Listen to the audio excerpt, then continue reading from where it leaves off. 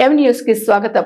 మండపేట మండలం తాపేశ్వరం పోలిశెట్టి సత్యరాజు భూషణం జిల్లా పరిషత్ ఉన్నత పాఠశాలలో మండల స్థాయి ప్రాథమిక ఉన్నత ప్రాథమికోన్నత పాఠశాలలు ప్రధాన ఉపాధ్యాయులు పాఠశాల యాజమాన్య కమిటీ సభ్యులకు విధులు బాధ్యతలపై శిక్షణ కార్యక్రమాలు ఎంఈఓ నాయుడు రామచంద్రరావు ఆధ్వర్యంలో నిర్వహించారు.